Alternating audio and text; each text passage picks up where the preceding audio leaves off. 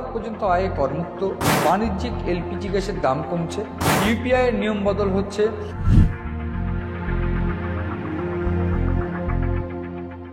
CN ডিজিটালে আপনাদের স্বাগত। নমস্কার, আমি মণি ভট্টাচার্য। আজ অর্থাৎ 1 এপ্রিল থেকে বেশ কিছু নিয়ম বদলাচ্ছে। কেন্দ্রীয় বাজেট অনুযায়ী বেশ কয়েকটি নিয়ম বদলে যাবে এবং এই নিয়মগুলো নিয়ে আজ মূলত আপনাদের আলোচনা। এবং এই নিয়মগুলো বলার শুরুতে আমি প্রথম যে কথাটা বলতে চাইবো, বেশ কিছু গুরুত্বপূর্ণ নিয়ম যেগুলো বদলাচ্ছে তার মধ্যে উল্লেখযোগ্য হলো 12 লাখ পর্যন্ত আয়ে করমুক্ত, যেটা আগেই ঘোষণা করেছিল। আপনারা সবাই জানেন 1 ফেব্রুয়ারি কেন্দ্রীয় বাজেট ঘোষণা করেছে কেন্দ্রীয় অর্থমন্ত্রী নির্মলা সীতারামন, এবং তা কিন্তু কার্যকর হবে আজ অর্থাৎ 1 এপ্রিল থেকে। সব থেকে শুরুতে যে ইম্পর্ট্যান্ট নিয়মগুলি বা যেগুলি বলে রাখতে চাইব, বাণিজ্যিক এলপিজি গ্যাসের দাম কমছে, ক্রেডিট কার্ডের নিয়ম বদল হচ্ছে, গাড়ির দাম কিছুটা বাড়ছে, পাশাপাশি ইউপিআইয়ের নিয়ম বদল হচ্ছে, 12 লাখ পর্যন্ত আয়ে করমুক্ত, ইউপিএস নিয়ে নিয়ম বদলাচ্ছে, বিমানের জ্বালানি কিছুটা সস্তা হয়ে যাচ্ছে।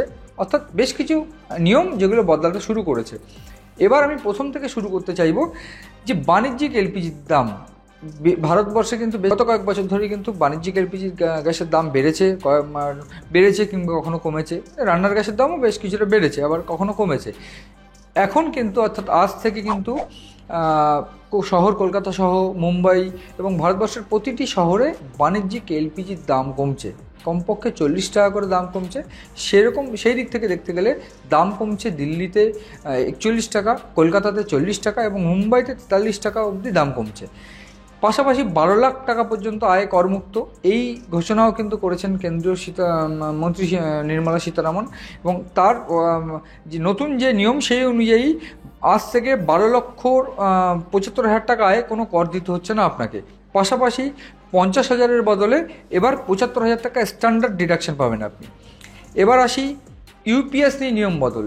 এই যে ইউপিএসসি নিয়ম বদল, এই ইউপিএসসি নিয়ম বদল বলার শুরুতে প্রথম যে কথাটা বলতে চাইবো, আজ থেকে কিন্তু কেন্দ্রীয় অর্থ মন্ত্রী নির্মলা সীতারামনের ঘোষণায় ইউপিএস নিয়ে একটা বিরাট পরিবর্তন হয়েছে। এবং যে পরিবর্তনের ফল কিন্তু 2024 সালে কিন্তু আগস্ট মাসে এই পরিবর্তনের ঘোষণা করা হয়েছিল এবং আজ থেকে সেই নিয়ম কার্যকর হলো। এবং এই নিয়মের ফলে কিন্তু কেন্দ্রীয় যারা কর্মচারী রয়েছে, কেন্দ্রীয় সরকারি কর্মচারী যারা, তাদের কিন্তু বাড়তি সুবিধা পাবে তারা।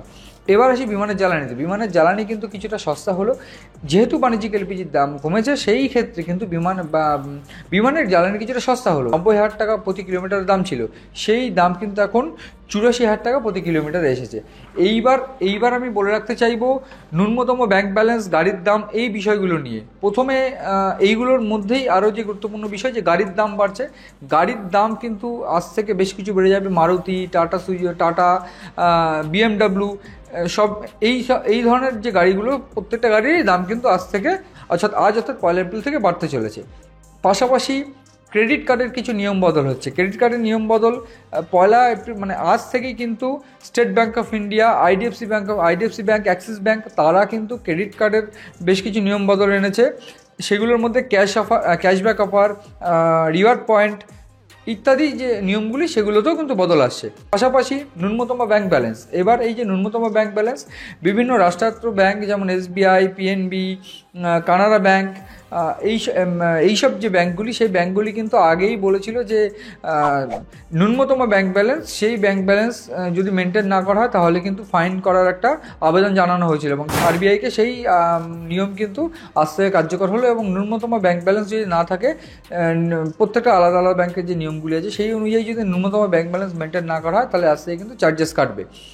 এই বিষয়ে কিন্তু সতর্ক থাকতে হবে আপনাদের। পাশাপাশি এবার ইউপিআই নিয়ে কিছুটা বদল এসছে। আজ থেকে নিরাপত্তা সুরক্ষিত করতে ফোনপে, গুগল পের সঙ্গে নিষ্ক্রিয় মোবাইল নম্বরগুলিকে এনসিপিআই তাদের ডাটাবেস থেকে সরিয়ে দেবে। পাশাপাশি জিএসটিরও কিছু বদল এসছে, টোল ট্যাক্সেরও কিছু বদল এসছে। টোল ট্যাক্স বাড়লো, গতকালও কিন্তু যে টোল ট্যাক্স বর্ধিত হার, যে হারে টোল ট্যাক্স ছিল, সেই টোল ট্যাক্স কিন্তু কিছুটা বেড়ে গেল। আজ থেকে কিন্তু national highway authority of India আজ থেকে টোল ট্যাক্স বাড়িয়ে দিয়েছে। এবং এই টোল ট্যাক্সের ফলে আগের থেকে বেশি টাকা খরচ হবে বিভিন্ন টোলে আপনাদের। এবং সেই ছোট গাড়ি, বড় গাড়ি, বিভিন্ন ক্ষেত্রগুলিতে কিন্তু টোল ট্যাক্স আজ থেকে বাড়ানো হয়েছে। সব মিলিয়ে এই যে 1 এপ্রিল থেকে কিন্তু কেন্দ্রীয় বাজেট হারে কেন্দ্রীয় অর্থমন্ত্রী যে বাজেট পেশ করেছেন, সেই বাজেটের নিরিখে কিন্তু যে বদলগুলি হচ্ছে, সেই বদলগুলি কিন্তু আজ থেকে কার্যকর হচ্ছে। সব দিকে নজর রয়েছে আমাদের, নজর রাখুন আপনারাও সিএন ডিজিটালের পাতায়।